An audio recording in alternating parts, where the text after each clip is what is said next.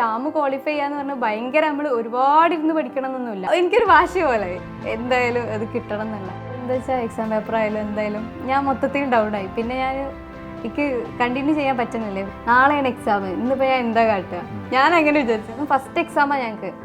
അപ്പം അത്യാവശ്യം കിളി പോയി, മാർക്കൊക്കെ കുറവായിരുന്നു. റിവിഷൻ ക്ലാസ്സുകളും ആ ഒരു ക്വിക്ക് സീരീസ് ഉണ്ടല്ലോ, അത് അവസാനം വെച്ചിരുന്നത് അത് കണ്ട് അതിമ്മ പിടിച്ചു കയറിയതാ.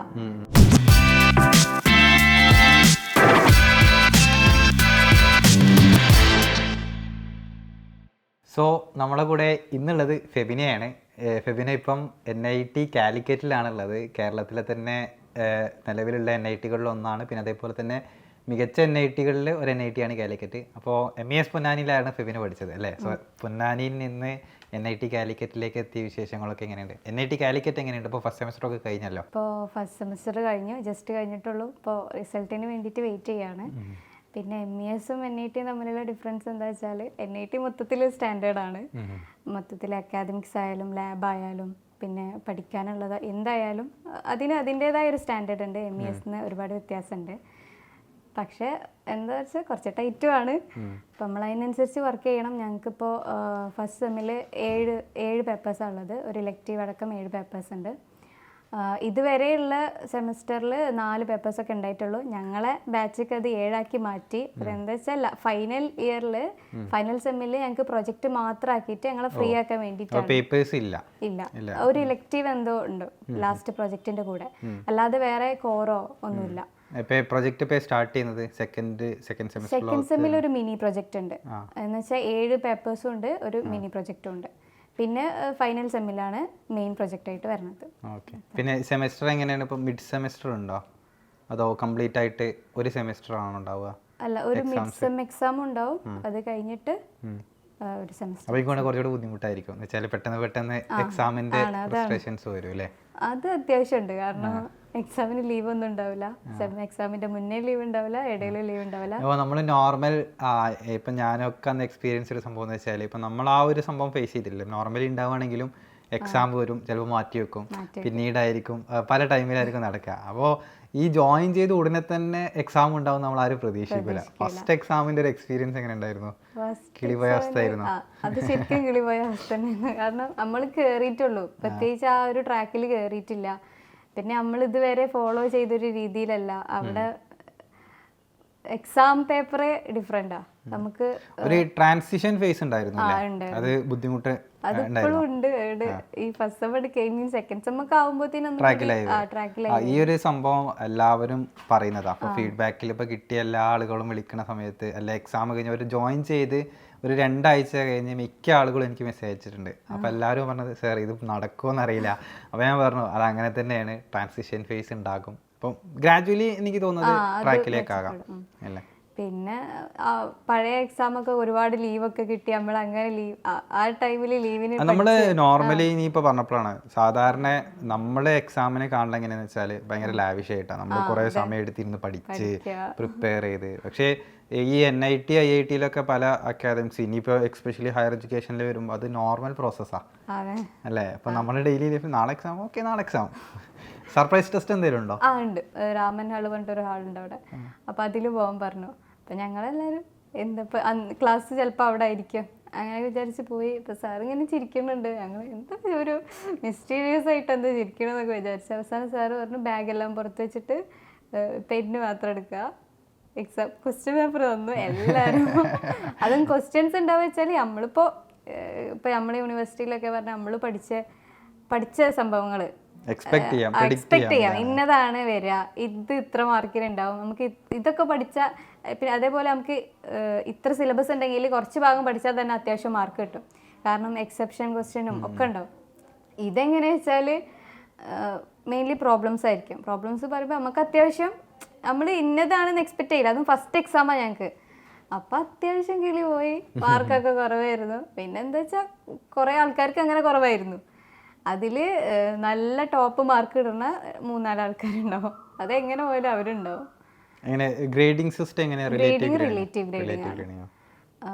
അത് ഒരു നല്ല കാര്യമാണെന്നാണ്. അപ്പോൾ നമുക്ക് പാസ്സാവും എന്നുള്ളൊരു പ്രതീക്ഷ ഉള്ളത് അതുകൊണ്ടാണ്. അപ്പോൾ കമ്പാരിറ്റീവ്ലി അക്കാദമിക് സിസ്റ്റം ഒക്കെ കുറച്ചുകൂടി ടൈറ്റ് ആണ്, പക്ഷേ എങ്കിൽ കൂടെ ഭയങ്കര അപ്പ് ലെവലിലാണുള്ളത്. നമ്മൾ ആ ലെവലിലേക്ക് ഉയരുന്ന നമ്മൾ ഡെയിലി അതിന് വേണ്ടിയിട്ട് വർക്ക് ചെയ്യണം.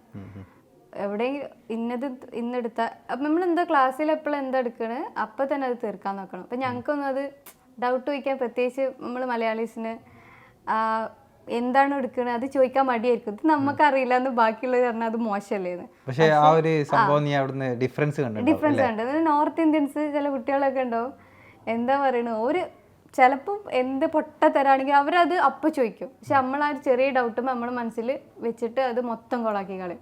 പക്ഷെ അവരത് നേരെ ചൊവ്വേ ചോദിച്ച് അത് അപ്പം തന്നെ ക്യാച്ച് ചെയ്തിട്ട് പോകും. ടീച്ചേഴ്സും എങ്ങനെ ഫ്രണ്ട്ലി ആയിരുന്നു? ഫ്രണ്ട്ലി ആണ്. പിന്നെ ചില നല്ല അടിപൊളിയായിട്ട് ക്ലാസ് എടുക്കുന്ന ടീച്ചേഴ്സ് ഉണ്ട്, ചിലർക്ക് നല്ല അറിവുണ്ടാവും പക്ഷെ പറ്റാത്തവരും ഉണ്ടാവും.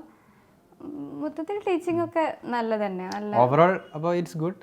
നല്ലൊരു ലെവല് അപ്പ് ചെയ്തിട്ടാണ് ഉള്ളത് അല്ലേ? ഭയങ്കര അതിനനുസരിച്ച് അപ്പാവുന്നുണ്ട്. Okay fine. പിന്നെ MES ഫെബിന എന്നെ കോണ്ടാക്ട് ചെയ്തത് എനിക്ക് ഓർമ്മയുണ്ട്. ഇനീഷ്യലി ഒരു ഫ്രണ്ട് വഴിയാണ് വന്നത് അല്ലേ?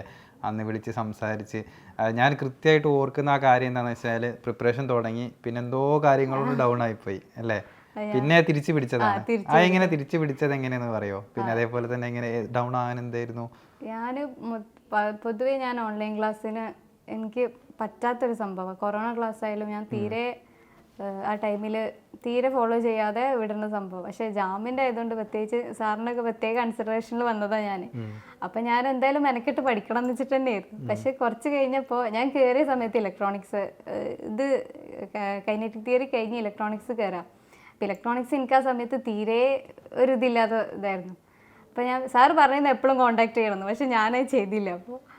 അപ്പോൾ എനിക്ക് എന്താ വെച്ചാൽ എക്സാം പേപ്പർ ആയാലും എന്തായാലും ഞാൻ മൊത്തത്തിൽ ഡൗൺ ആയി. പിന്നെ എനിക്ക് കണ്ടിന്യൂ ചെയ്യാൻ പറ്റുന്നില്ല. പിന്നെ ജർഷ അവർ വിളിച്ചിട്ടാണ് ഒരുപാട് സംസാരിച്ചു.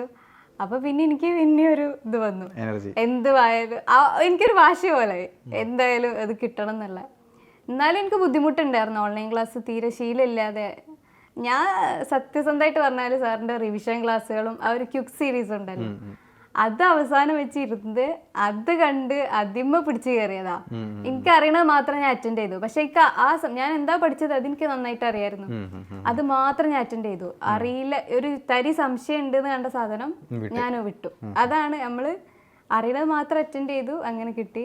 അവസാനം വെച്ചിട്ടുള്ള പഠിത്തത്തിൽ കിട്ടിയത്. അപ്പം ഞാൻ വിചാരിക്കും ജാമ് ക്വാളിഫൈ ചെയ്യാന്ന് പറഞ്ഞാൽ ഭയങ്കര നമ്മൾ ഒരുപാട് ഇരുന്ന് പഠിക്കണം എന്നൊന്നുമില്ല. നമുക്ക് നോളജ് കൂട്ടാൻ വേണ്ടിയിട്ട് ഒരുപാട് പഠിക്കുക, പക്ഷെ വൃത്തിയായിട്ട് പഠിക്കുക, എന്നിട്ട് അറ്റൻഡ് ചെയ്യുമ്പോൾ നമ്മൾ ശ്രദ്ധിച്ച് ചെയ്യാം. അതാണ് എങ്ങനെ ഫേവറേറ്റ് ടോപ്പിക്സ് എങ്ങനെ 7 പഠിച്ചിട്ടായിരുന്നു പോയത്? അല്ലല്ലോ. അല്ലല്ല, ഞാൻ സെലക്ടഡ് ആയിരുന്നു അതോ എല്ലാത്തൊന്നും കുറച്ച് അങ്ങനെയാണോ? അവസാനത്തെ ക്യുക്ക് സീരീസിൽ ഏതൊക്കെയോ കണ്ടു, പക്ഷെ കാര്യമായിട്ട് പഠിച്ചത് തെർമോഡൈനാമിക്സ്, പിന്നെ മാത്തമാറ്റിക്കൽ ഫിസിക്സ് പഠിച്ചിരുന്നു. പിന്നെ എന്തായിരുന്നു ഇലക്ട്രോണിക്സ്, എനിക്ക് അറിയാത്ത സാധനം ആയതുകൊണ്ട് ഞാൻ ഒന്നും കൂടി അതിൽ ഫോക്കസ് ചെയ്ത് പഠിച്ചു. അതന്നെ കാര്യമായിട്ട്. പിന്നെ റിവിഷനിലുള്ള അവിടുന്ന് എന്തൊക്കെയോ പഠിച്ചു. അതാണ്. ഫെബിനിന്റെ റാങ്ക് എനിക്ക് ഓർമ്മയുണ്ട്, അപ്ഡേറ്റഡ് ആയിട്ടുള്ള റാങ്ക് അല്ലേ? അപ്ഡേറ്റ് ചെയ്ത കാറ്റഗറിയിൽ പെട്ടതായിരുന്നു. അത് 2800. പിന്നെ അത് കുറഞ്ഞ് നല്ല റാങ്കിലേക്ക് എത്തി അല്ലേ? എനിക്ക് ആ ഒരു മെസ്സേജ് എനിക്ക് ഓർമ്മയുണ്ട്, ആ ഒരു സാധനം കൂടെ അത് വന്ന് ക്വിക്കായിട്ട് പെട്ടെന്ന് അപ്ഡേറ്റ് ചെയ്ത് നീ ആ മെസ്സേജ് അയച്ചിട്ട് എനിക്ക് ഓർമ്മയുണ്ട്, സാർ എൻ്റെ റാങ്ക് 3ലേക്ക് ആയിട്ടോ എന്ന് പറഞ്ഞ ആ ഒരു സന്തോഷവും ആ ഒരു സംഭവത്തിന് എനിക്കിപ്പോൾ ഓർമ്മയുണ്ടത് നീ അന്ന് മെസ്സേജ് അയച്ചത്. അപ്പോൾ എനിവേ ഓവറോൾ ഫെബിനിൻ്റെ സ്റ്റോറിയിൽ നിങ്ങളെല്ലാവരും ഫോക്കസ് ചെയ്ത ഒരു കാര്യം, ഇപ്പോൾ ഏത് സമയം ആണെന്നുണ്ട്, ഇപ്പോൾ ലാസ്റ്റ് സമയത്തൊക്കെ നീ പറഞ്ഞ പോലെ വരുന്ന കുട്ടികളുണ്ട്, അവർ ഇനീഷ്യൽ ഹോപ്പ് ഫുള്ള് നഷ്ടപ്പെട്ടവരായിരിക്കും. പക്ഷെ എങ്കിൽ കൂടെ അവിടെ ഹോപ്പ് ഉണ്ട്. ഒരു കൃത്യമായിട്ട് നോക്കിക്കഴിഞ്ഞാൽ അഡ്മിഷൻ സേഫ് ആക്കാനുള്ള റാങ്ക് നമുക്ക് എപ്പോഴും എക്സ്പെക്ട് ചെയ്യാം എന്നുള്ളതാണ്. സോ അതിന് വേണ്ടിയിട്ട് ഹാർഡ് വർക്ക് ചെയ്ത് പഠിക്കുക എന്നുള്ളതാണ്. പിന്നെ ഇപ്പോൾ പഠിച്ചുകൊണ്ടിരിക്കുന്ന ആളുകൾക്ക് വരുന്ന കുറേ സ്ട്രഗിളിങ്സ് ഉണ്ടാകും. ഇപ്പോൾ അതിൽ പെട്ട ഒന്നാണ് ഇപ്പോൾ നീ പറഞ്ഞ പോലെ ഓൺലൈൻ ബുദ്ധിമുട്ടുള്ള ആളുകളുണ്ട്.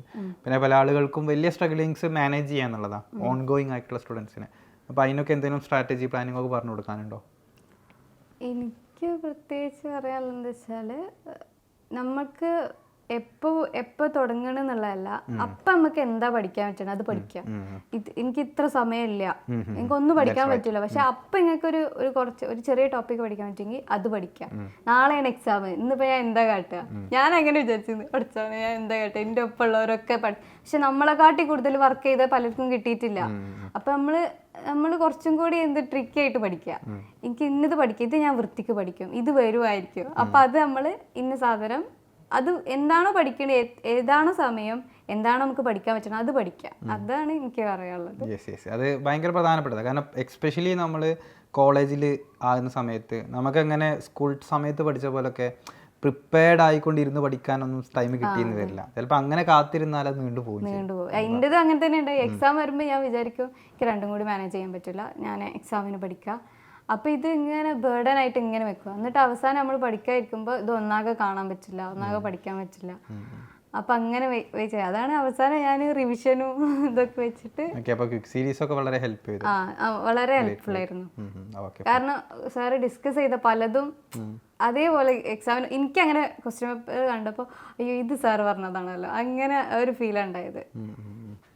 Okay, that's great. എന്തായാലും അടിപൊളിയായിട്ട് ഇനി അങ്ങോട്ടുള്ള NIT കഴിഞ്ഞിട്ടുള്ള NIT സ്റ്റാർട്ടിങ് ആവട്ടെ ജേണിയുടെ. ഇനി അങ്ങോട്ട് കുറേ അധികം സ്ഥലങ്ങളിൽ എത്താനായിട്ട് പറ്റട്ടെ.